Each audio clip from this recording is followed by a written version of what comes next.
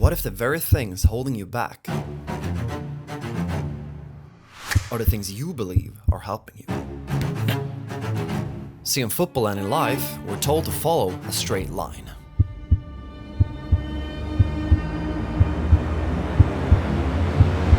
Train harder, stay focused, always push forward. But after almost 20 years of chasing this dream, I've learned something strange.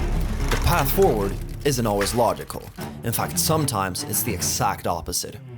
What separates the average from the elite are the players who understand and embrace the paradoxes. Because becoming a pro footballer is not just about doing more, it's about seeing deeper. So in today's video, I'll break down 7 powerful paradoxes that change my mindset and that can accelerate your growth if you're ready to truly understand them. Let's begin. Number 1, the confidence lie. Confidence is so interesting for me because sometimes you just seem to have it and sometimes you don't. As a young footballer growing up, I used to look at my idols playing on the biggest stage and admiring the insane confidence levels that they displayed week in and week out. I would sit at home in my couch watching their games on TV and ask myself, how can I get to that level of confidence? Fast forward almost 20 years and I can tell you that a lot of the things that you think you know about confidence is a lie. The most common belief is that a confident player is confident because they're winning, because they're already good, or that these players are just naturally born with that level of confidence. The real truth is that these players achieve that level of confidence by failing. Now you think, well, that doesn't make sense. How can you become more confident in your abilities if you fail? The paradox here is that you don't build confidence by avoiding failure, you build confidence by surviving failure. In my late teenage years, when it came to performing in games, I just couldn't do it. I would tense up, my first touch would bounce away from me. I would give the ball away too easily. I started getting into my head and I almost tried to force myself with every action to make it better the next time, but nothing seemed to work. I definitely had the technical ability to be able to handle the ball, probably better than most of my team, so that was not the problem. You know what the problem was? I was terrified of failing.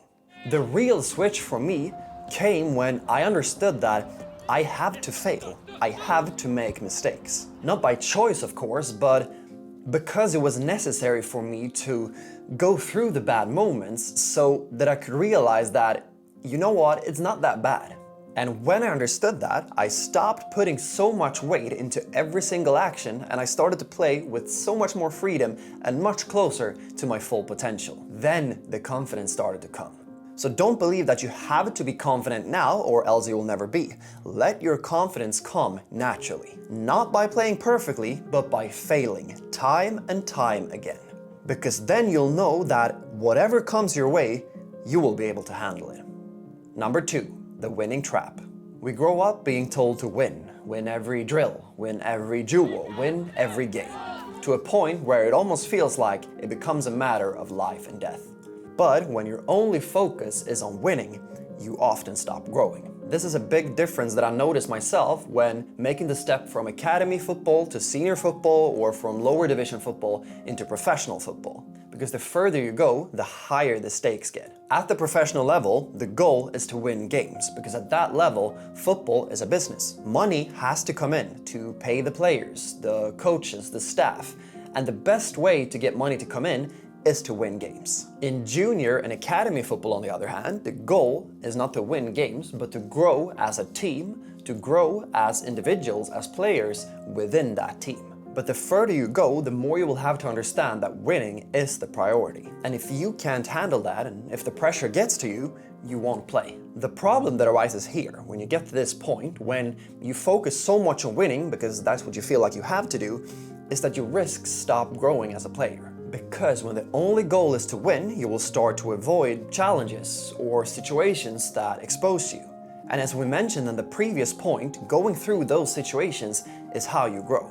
When all you care about is looking good in front of your coach, so you don't make any mistakes in training, so he picks you for the starting lineup come the game on the weekend, you'll stay in your safe zone. And in the short term, this is likely not a problem. And if you're happy with staying in the same place forever, then you can stay in that safe zone. But if you want to take the next step in your career, you don't want to fall into that winning trap. Sure, in games, the focus is on winning, but in training, you have to be able to lose. You have to challenge your comfort zone to grow.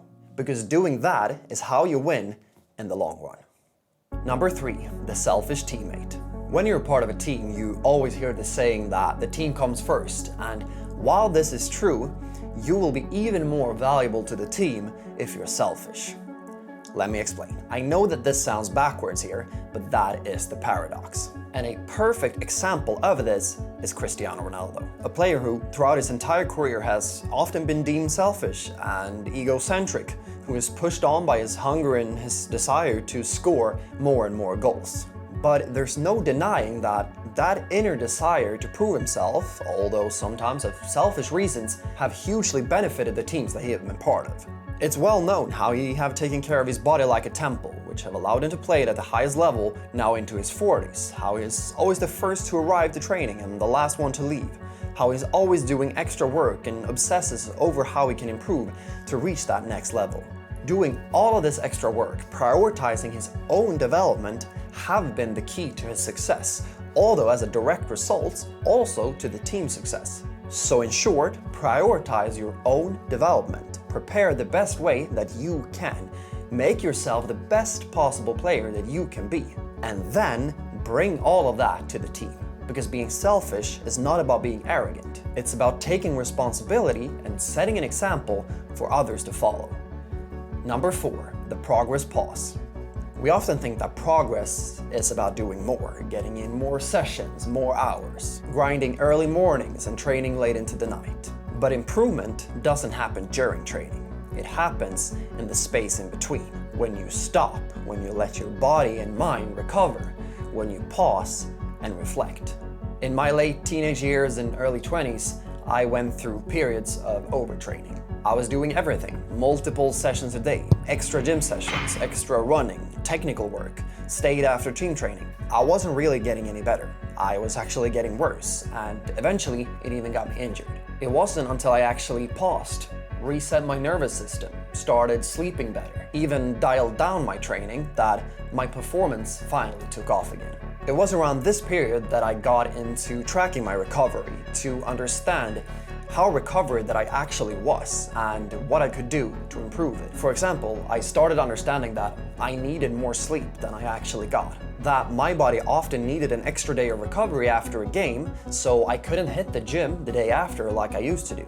I started understanding the physiology of my own body, and I actually did so by using the Whoop. You have probably heard of the Whoop before. It's a wrist strap you wear 24/7 where it tracks all the important metrics that you need to know to manage and understand your training, your sleep, and your recovery. I've been using the Whoop for more than 4 years at this point, and I have made plenty of videos about it and how it works, including this full breakdown. You can read more through the link in the description, where you can also get your very own Whoop strap for free, including with your first month for free. Now, this video is not sponsored by Whoop in any way, but I do get a small commission if you decide to use the link in the description down below, which helps support the channel, and it helps me create even better and bigger content in the future. With that said, I have huge plans for the future, and I want to give back as much as possible to all footballers around the world and to anyone who is supporting this journey. So I'd be incredibly grateful if you also decided to subscribe so that we can make that happen. But getting back to rest and recover, I want you to understand that resting isn't weakness, even though some people nowadays like to say so. Resting is where the growth happens. So if you're stuck, ask yourself, do I need to push harder, or do I need to stop so that I can grow again? Number 5, the comfort killer. What is the fastest way to improve as a footballer? The answer is simple, but it's not comfortable. To grow the fastest you can, you have to step into a place that your ego doesn't want you to go. It's comfortable being the best player on the field. It feeds your ego. You control the game. But it can also keep you small.